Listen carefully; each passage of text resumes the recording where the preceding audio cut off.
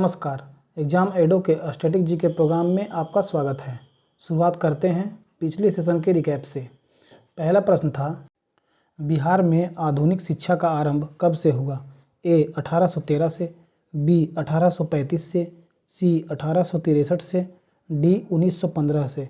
इस प्रश्न का सही उत्तर था विकल्प बी 1835 से। अगला प्रश्न था, भारतीय राष्ट्रीय कांग्रेस के सर्वप्रथम मुस्लिम अध्यक्ष चुने गए बदरुद्दीन तैयब जी किस अधिवेशन से संबंधित हैं? ए 1886 के मद्रास अधिवेशन से, बी 1887 के कोलकाता अधिवेशन से, सी 1887 के मद्रास अधिवेशन से, डी 1888 के मुंबई अधिवेशन से। इस प्रश्न का सही उत्तर था विकल्प सी 1887 के मद्रास अधिवेशन से। अगला प्रश्न था, किस मुगल बादशाह ने बलबन द्वारा प्रारंभ किया गया दरबारी रिवाज सिजदा समाप्त कर दिया था? ए अकबर ने, बी औरंगजेब ने, सी शाहजहां ने, डी जहांगीर ने। इस प्रश्न का सही उत्तर था विकल्प सी शाहजहां ने। अगला प्रश्न था, प्रथम गुप्त शासक जिसने परम भागवत की उपाधि धारण की वह था? ए चंद्रगुप्त प्रथम, बी समुद्रगुप्त, सी चंद्रगुप्त द्वितीय, डी श्रीगुप्त। इस प्रश्न का सही उत्तर था विकल्प बी समुद्रगुप्त। अगला प्रश्न था, निम्नलिखित में से वैदिक साहित्य का सही क्रम कौन सा है? ए वैदिक संहिताएं, ब्राह्मण, आरण्यक, उपनिषद, बी वैदिक संहिताएं, उपनिषद, आरण्यक, ब्राह्मण, सी वैदिक संहिताएं, आरण्यक, ब्राह्मण, उपनिषद, डी वैदिक संहिताएं, वेदांग, आरण्यक, स्मृतियां। इस प्रश्न का सही उत्तर था विकल्प ए वैदिक संहिताएं, ब्राह्मण, आरण्यक, उपनिषद। अगला प्रश्न था, परिक्रमण काल के घटते क्रम के आधार पर सौरमंडल के ग्रहों के लिए सही विकल्प चुनें। ए वरुण, अरुण, शनि, बृहस्पति, बी अरुण, वरुण, शनि, बृहस्पति, सी वरुण, अरुण, बृहस्पति, शनि, डी शनि, बृहस्पति, वरुण, अरुण। इस प्रश्न का सही उत्तर था विकल्प ए वरुण, अरुण, शनि, बृहस्पति। अगला प्रश्न था, निम्न में से कौन सही सुमेलित नहीं है? ए रेडक्लिफ रेखा भारत और पाकिस्तान के बीच, बी मैगिनोट रेखा फ्रांस और जर्मनी के बीच, सी डुरंड रेखा बांग्लादेश और भारत के बीच, डी हिंडनबर्ग रेखा बेल्जियम और जर्मनी के बीच। इस प्रश्न का सही उत्तर था विकल्प सी डुरंड रेखा बांग्लादेश और भारत के बीच। डुरंड रेखा अफगानिस्तान और पाकिस्तान के बीच स्थित है। अगला प्रश्न था, पनामा नहर जोड़ती है? विकल्प ए उत्तरी अमेरिका एवं दक्षिणी अमेरिका को, विकल्प बी प्रशांत महासागर एवं अंध महासागर को, सी लाल सागर एवं भूमध्य सागर को, डी हिंद महासागर एवं प्रशांत महासागर को। इस प्रश्न का सही उत्तर था विकल्प बी प्रशांत महासागर एवं अंध महासागर को। अगला प्रश्न था, भारत में बागानी कृषि के अंतर्गत उगाई जाने वाली मुख्य फसल हैं?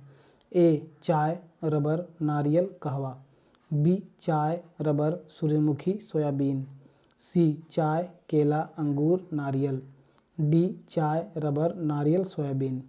इस प्रश्न का सही उत्तर था विकल्प ए चाय, रबर, नारियल, कहवा। अगला प्रश्न था, निम्नलिखित में से कौन सा देश नील नदी द्वारा प्रवाहित नहीं होता है? ए चाड, बी इथियोपिया, सी सूडान, डी युगांडा। इस प्रश्न का सही उत्तर था विकल्प ए चाड। अगला प्रश्न था, संविधान के किस अनुच्छेद में वयस्क मताधिकार को मान्यता दी गई है?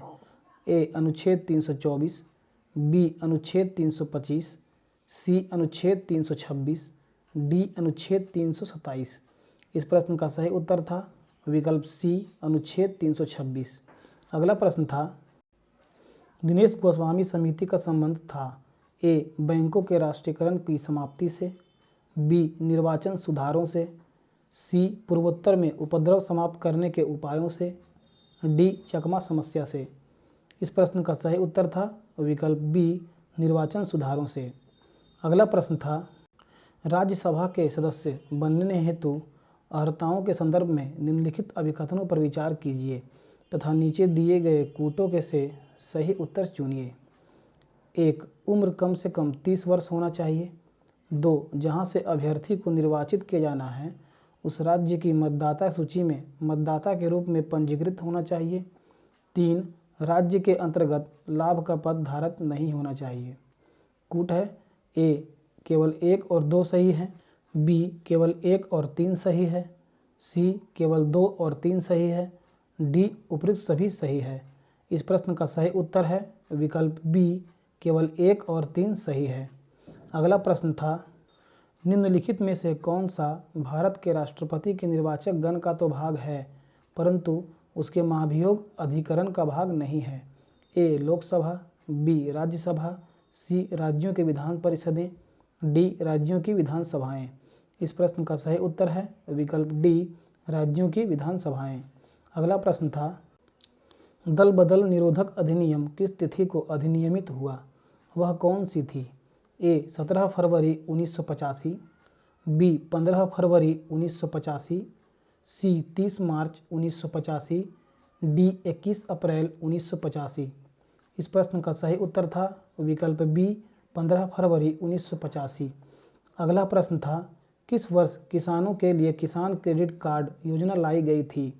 ए 1998 से 99 में, बी 1999 से 2000 में, सी 2000 से 2001 में, डी 2001 से 2002 में। इस प्रश्न का सही उत्तर था विकल्प ए 1998 से 1999 में। अगला प्रश्न था, जनगणना 2011 के अंतिम आंकड़ों के अनुसार भारत में सर्वाधिक साक्षरता वाला जिला है। ए आइजोल, बी बीदर, सी मलप्पुरम, डी सरचीप। इस प्रश्न का सही उत्तर था विकल्प डी सरचीप, जो कि मिजोरम राज्य में स्थित है। अगला प्रश्न था, आयुष्मान भारत डिजिटल मिशन की शुरुआत निम्नलिखित में से कब हुई। ए 27 सितंबर 2021, बी 27 अगस्त 2021, सी 1 अप्रैल 2018, डी 1 अप्रैल 2019। इस प्रश्न का सही उत्तर था विकल्प ए 27 सितंबर 2021।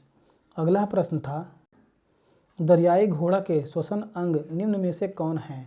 ए त्वचा, बी फेफड़ा, सी गिल्स, डी उपर्युक्त में से कोई नहीं। इस प्रश्न का सही उत्तर था विकल्प सी गिल्स। अगला प्रश्न था, किसी सामान्य व्यक्ति के रक्त के संदर्भ में निम्नलिखित में से कौन सा कथन सही है। विकल्प ए धमनियों की तुलना में शिराओं की संख्या कम होती है और उनमें हर समय शरीर के रक्त की कम मात्रा रहती है। विकल्प बी रक्त की कुल मात्रा का लगभग 70% रक्त कोशिकाओं के रूप में होता है।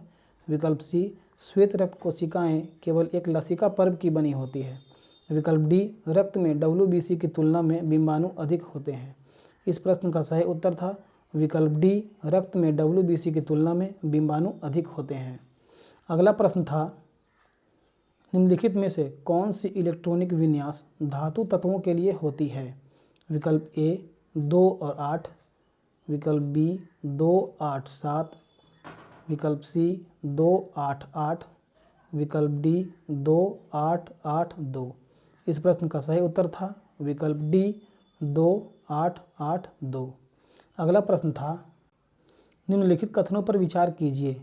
एक टेफ्लॉन तथा डेक्रॉन बहुलक हैं, 2 नियोप्रीन संश्लेषित रबर है, 3 पॉलीथीन पॉलीएथिलीन का बहुलक है, 4 प्राकृतिक रबर क्लोरोप्रीन है। उपरोक्त कथनों में से कौन से सही हैं। विकल्प है ए केवल 1 2 और 3, बी 2 3 और 4, सी 1 2 और 4, डी 1 3 और 4। इस प्रश्न का सही उत्तर था विकल्प ए 1 2 और 3। अगला प्रश्न था, दूरदर्शन प्रसारण में श्रव्य संकेतों का प्रेषण करने के लिए प्रयुक्त तकनीक है। ए आयाम मॉडुलन, बी आवृत्ति मॉडुलन, सी स्पंद कूट मॉडुलन, डी काल विभाग बहुसंकेतन। इस प्रश्न का सही उत्तर था विकल्प बी आवृत्ति मॉडुलन।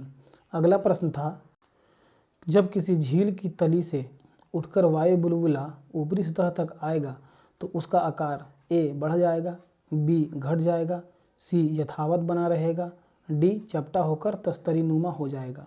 इस प्रश्न का सही उत्तर था विकल्प ए बढ़ जाएगा। अगला प्रश्न था, निम्न में से कौन सा देश आसियान के सदस्य नहीं है।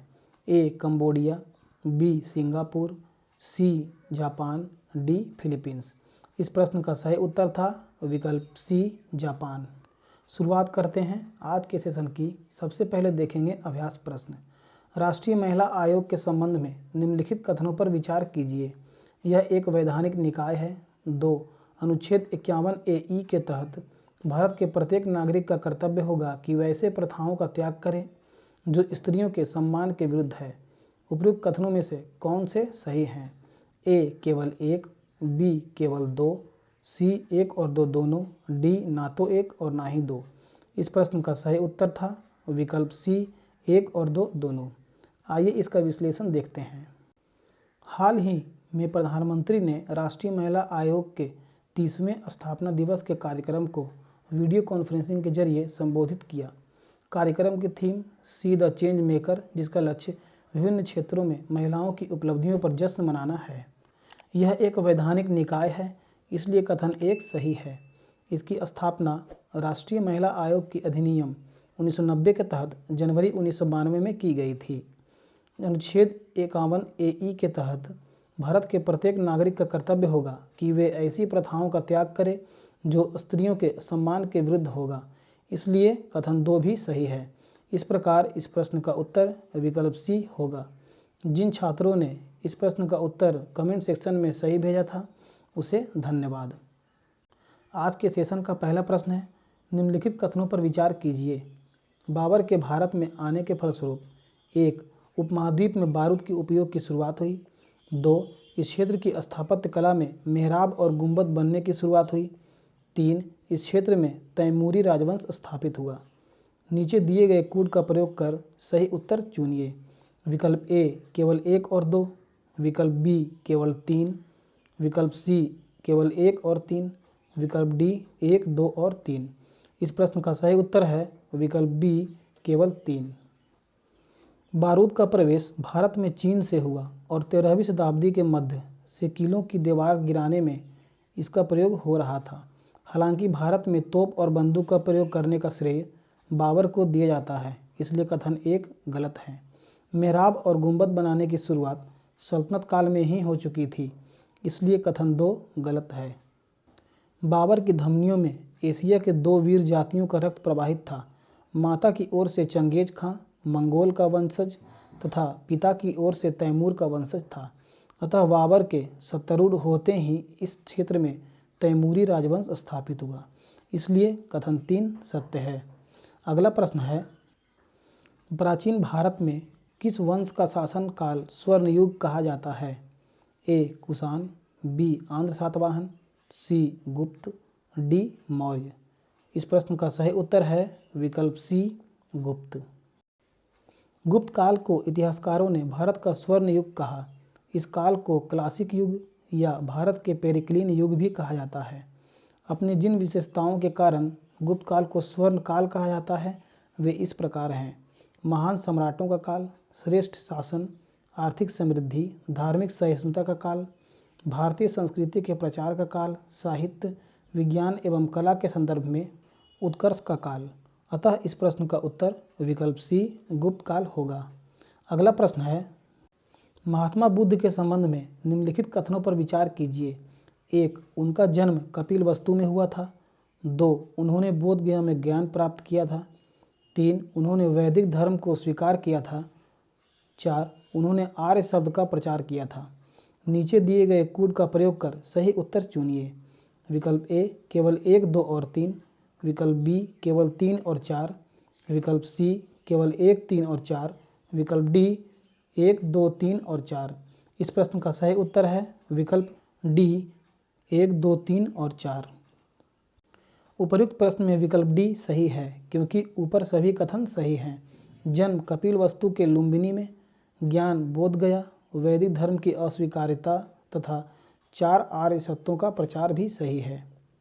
अगला प्रश्न है, भारतीय राष्ट्रीय कांग्रेस के दूसरे मुस्लिम अध्यक्ष अबुल कलाम आज़ाद थे, B जाकिर हुसैन थे, C रहमतुल्लाह सयानी थे, D बदरुद्दीन तैयबजी थे।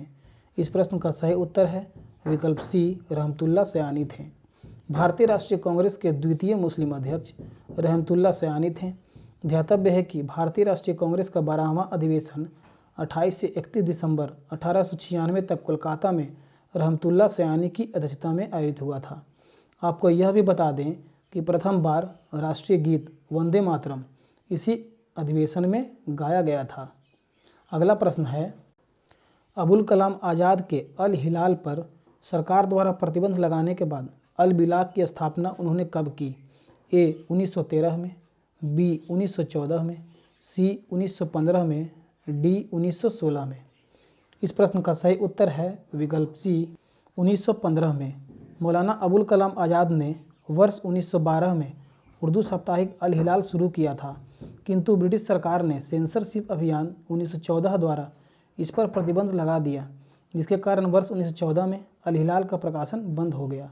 इसके बाद आज़ाद ने नवंबर 1915 में अल बिलाग नामक साप्ताहिक पत्रिका की शुरुआत की। अतः इस प्रश्न का उत्तर विकल्प सी 1915 होगा। अगला प्रश्न है, इनमें से किस जिले की सीमा झारखंड से स्पर्श नहीं करती है? ए औरंगाबाद, बी कटिहार, सी कैमूर, डी नवादा। इस प्रश्न का सही उत्तर है विकल्प सी कैमूर। कैमूर के अलावा विकल्प में दिए हुए तीनों जिलों की सीमा झारखंड से स्पर्श करती है। अतः इस प्रश्न का उत्तर विकल्प सी होगा। बिहार के कुल 8 जिले झारखंड राज्य से सीमा साझा करते हैं: रोहतास, औरंगाबाद, गया, नवादा, जमुई, बांका, भागलपुर एवं कटिहार। अगला प्रश्न है, बिहार के किस वन्य जीव अभयारण्य का क्षेत्रफल सर्वाधिक है? ए उदयपुर वन्य जीव अभयारण्य, बी भीम बांध वन्य जीव अभयारण्य, सी कैमूर वन्य जीव अभयारण्य, डी वाल्मीकि वन्य जीव अभयारण्य। इस प्रश्न का सही उत्तर है विकल्प सी कैमूर वन्य जीव अभयारण्य। अगला प्रश्न है, निम्न महासागरीय धाराओं में से कौन सी प्रशांत महासागर से संबंधित नहीं है? ए कनारी, बी क्यूरोसिवो, सी कैलिफोर्निया, डी हम्बोल्ट। इस प्रश्न का सही उत्तर है विकल्प ए कनारी। कनारी ठंडी महासागरीय धारा है जो उत्तरी अटलांटिक महासागर से संबंधित है, इसलिए इस प्रश्न का उत्तर विकल्प ए होगा। जबकि क्यूरोसिवो जापान गर्म जलधारा उत्तरी प्रशांत महासागर, कैलिफोर्निया ठंडी जलधारा उत्तरी प्रशांत महासागर तथा हम्बोल्ट पेरू ठंडी जलधारा दक्षिणी प्रशांत महासागर से प्रवाहित होती है। अगला प्रश्न है, निम्नलिखित में से कौन सा एक जलडमरू मध्य अंतर्राष्ट्रीय तिथि रेखा के सर्वाधिक निकट है? ए मलक्का जलडमरू मध्य, बी फ्लोरिडा जलडमरू मध्य, सी जिब्राल्टर जलडमरू मध्य, डी बेरिंग जलडमरू मध्य। इस प्रश्न का सही उत्तर है विकल्प डी बेरिंग जलडमरू मध्य। प्रधान मध्याह्न रेखा अथवा ग्रीनविच रेखा 0 डिग्री देशांतर पर अवस्थित है। इसके पूर्व से अथवा पश्चिम से 180 डिग्री पर अंतर्राष्ट्रीय तिथि रेखा स्थित है। पूर्व अथवा पश्चिम से 180 डिग्री के सर्वाधिक निकट का देशांतर अंतर्राष्ट्रीय तिथि रेखा के सर्वाधिक निकट होगा। बेरिंग जलडमरू मध्य अंतर्राष्ट्रीय तिथि रेखा के सर्वाधिक निकट है। अतः इस प्रश्न का उत्तर विकल्प डी होगा। अगला प्रश्न है, राज्यपालों के संदर्भ में निम्नलिखित में से कौन सा एक कथन सत्य नहीं है? ए वह राज्य की विधायिका का अंग होता है, बी वह मृत्युदंड को क्षमा कर सकता है, सी वह राज्य के उच्च न्यायालय के न्यायाधीशों की नियुक्ति नहीं करता है, डी उसके पास आपातकालीन शक्तियां नहीं है। इस प्रश्न का सही उत्तर है विकल्प बी वह मृत्युदंड को क्षमा कर सकता है।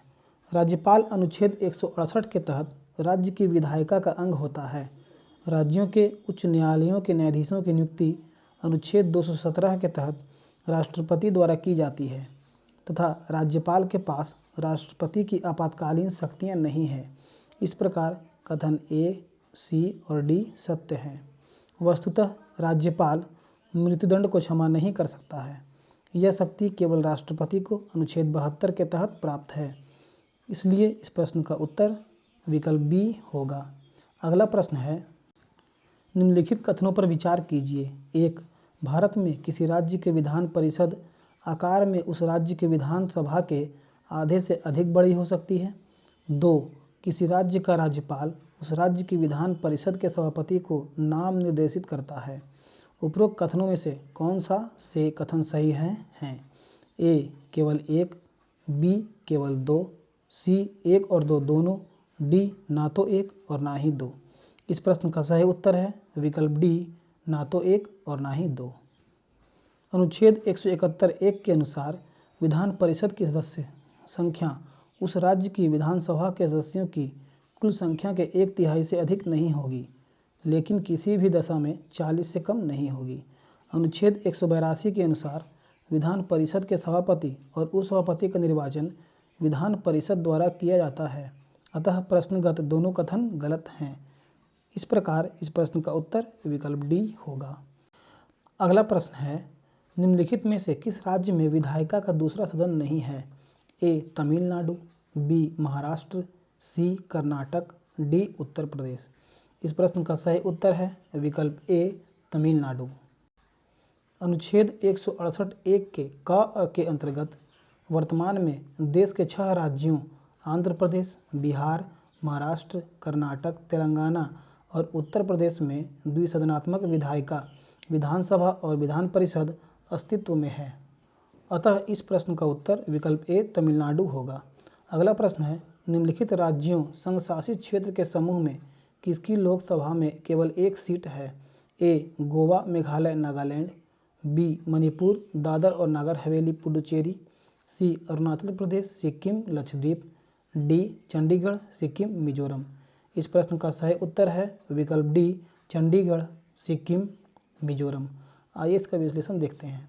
चंडीगढ़, सिक्किम, मिजोरम, नागालैंड तथा पुडुचेरी में लोकसभा की मात्र 1-1 सीट हैं, अतः इस प्रश्न का उत्तर विकल्प डी होगा। त्रिपुरा, गोवा, मेघालय, मणिपुर, दादर और नागर हवेली तथा दमन द्वीप और अरुणाचल प्रदेश में लोकसभा की 2-2 सीटें हैं। अगला प्रश्न है, भारत का योजना आयोग है ए एक स्वायत्तशासी संस्था, बी एक सलाहकार संस्था, सी एक संवैधानिक संस्था, डी एक वैधानिक संस्था। इस प्रश्न का सही उत्तर है विकल्प बी एक सलाहकार संस्था। केंद्रीय मंत्रिमंडल के प्रस्ताव पर 15 मार्च 1950 को गठित योजना आयोग एक संविधानोत्तर परामर्शदात्री निकाय थी, अतः इस प्रश्न का उत्तर विकल्प बी होगा। भारत के प्रधानमंत्री योजना आयोग के अध्यक्ष होते हैं। 1 जनवरी 2015 से योजना आयोग को समाप्त कर नीति आयोग का गठन किया गया। नीति का अर्थ है national institution for transforming India. अगला प्रश्न है, निम्नलिखित में से किसे महारत्न का दर्जा प्राप्त नहीं है? A steel authority of India limited, B Bharat heavy electricals limited, C oil and natural gas corporation limited, D oil India limited. इस प्रश्न का सही उत्तर है विकल्प डी ऑयल इंडिया लिमिटेड। दिए गए विकल्पों में से विकल्प ए, बी और सी वाले कंपनी को महारत्न का दर्जा प्राप्त है, परंतु विकल्प डी वाले कंपनी को महारत्न का दर्जा प्राप्त नहीं बल्कि नवरत्न का दर्जा प्राप्त है, अतः विकल्प डी सही उत्तर होगा। अगला प्रश्न है, हाल ही में प्रस्तुत एम नरसिम्हन समिति का प्रतिवेदन किस विषय पर है? ए अंतर्राष्ट्रीय व्यापार, बी मूल्य रचना, सी बैंकिंग सुधार, डी कराधान सुधार। इस प्रश्न का सही उत्तर है विकल्प सी बैंकिंग सुधार। अगस्त 1991 में तत्कालीन वित्त मंत्री डॉक्टर मनमोहन सिंह ने वित्तीय क्षेत्र के सभी पहलुओं को सुधार हेतु एम नरसिम्हन समिति की अध्यक्षता में एक समिति का गठन किया था। पुनः बैंकिंग सुधार के लिए द्वितीय नरसिम्हन समिति का गठन किया गया था, जिसने 23 अप्रैल 1998 को सरकार को अपनी रिपोर्ट सौंपी थी, अतः इस प्रश्न का उत्तर विकल्प सी होगा। अगला प्रश्न है, बौद्धों की अधिकतम संख्या पाई जाती है? ए बिहार में, बी कर्नाटक में, सी महाराष्ट्र में, डी उत्तर प्रदेश में। इस प्रश्न का सही उत्तर है विकल्प सी महाराष्ट्र में।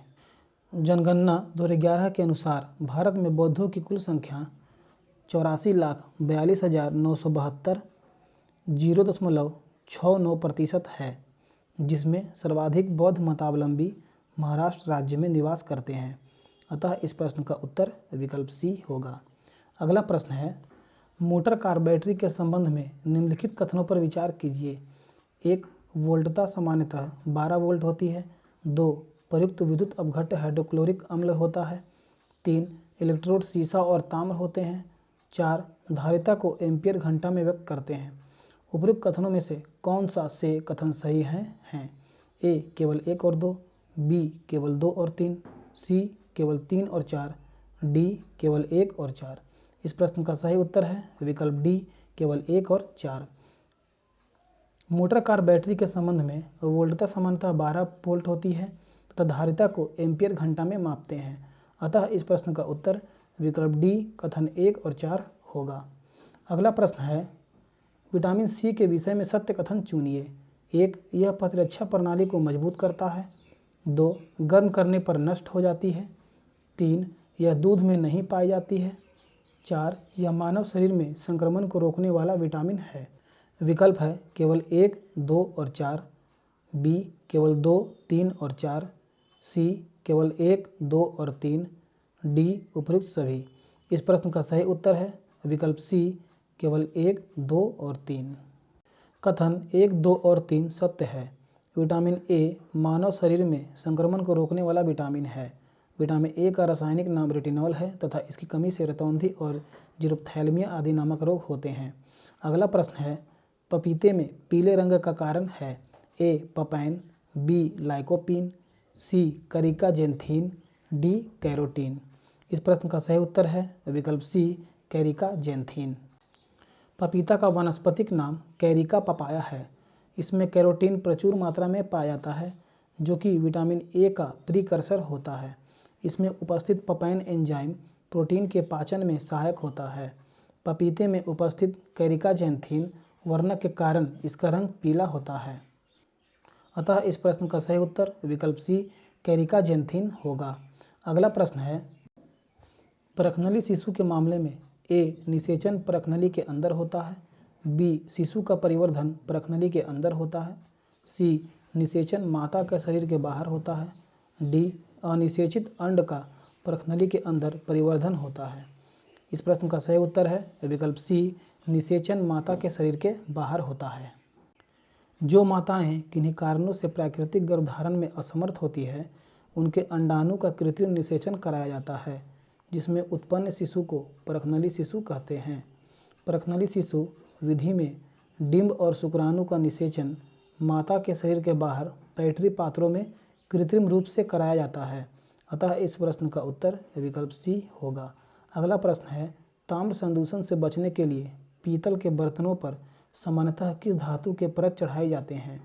ए रांगे की, बी जस्ते की, सी एल्यूमिनियम की, डी शीशे की।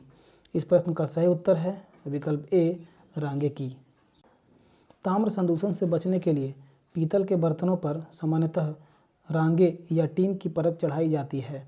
टीन SN एक नरम व चांदी जैसा सफ़ेद धातु है जिसका परमाणु क्रमांक 50 है। अतः इस प्रश्न का उत्तर विकल्प ए होगा। अगला प्रश्न है आर्यभट्ट का प्रक्षेपण किया गया था। ए 29 अप्रैल 1975 को, बी 19 अप्रैल 1975 को, सी 28 अप्रैल 1975 को, डी 18 अप्रैल 1975। अतः इस प्रश्न का उत्तर विकल्प बी 19 अप्रैल 1975 को होगा। भारत का अंतरिक्ष में प्रक्षेपित प्रथम उपग्रह आर्यभट्ट है। इसका प्रक्षेपण तत्कालीन सोवियत संघ के कापुस्तीन यार प्रक्षेपण केंद्र से कॉस्मोस 3M प्रक्षेपण यान द्वारा 19 अप्रैल 1975 को किया गया। अतः इस प्रश्न का उत्तर विकल्प बी सही है। अब देखते हैं आज का अंतिम प्रश्न। DRDO के द्वारा कौन सा मिसाइल कार्यक्रम बंद कर दिया गया है। ए नाग, बी त्रिशूल, सी अग्नि, डी उपयुक्त में से कोई नहीं। इस प्रश्न का सही उत्तर है विकल्प बी त्रिशूल। रक्षा अनुसंधान एवं विकास संगठन DRDO ने तकनीकी खामियों के चलते अपनी महत्वाकांक्षी त्रिशूल पर प्राध्वनिक प्रक्षेपास्त्र परियोजना को 27 फरवरी 2008 को बंद कर इसे शोध और विकास की श्रेणी में शामिल कर दिया। अतः इस प्रश्न का उत्तर विकल्प बी सही होगा। अब नोट कर लेते हैं आज का अभ्यास प्रश्न। ब्रिटिश ईस्ट इंडिया कंपनी के चाय के व्यापारिक एकाधिकार को किस एक्ट में समाप्त कर दिया गया। ए 1793 का चार्टर एक्ट द्वारा, बी 1813 का चार्टर एक्ट द्वारा, सी 1853 के चार्टर एक्ट द्वारा, डी 1833 के चार्टर एक्ट द्वारा। इसका उत्तर हमें कमेंट सेक्शन में ज़रूर भेजिएगा। अगले सेशन में मिलेंगे नए प्रश्नों के साथ। तब तक के लिए पढ़ते रहिए एंड स्टे मोटिवेटेड। धन्यवाद।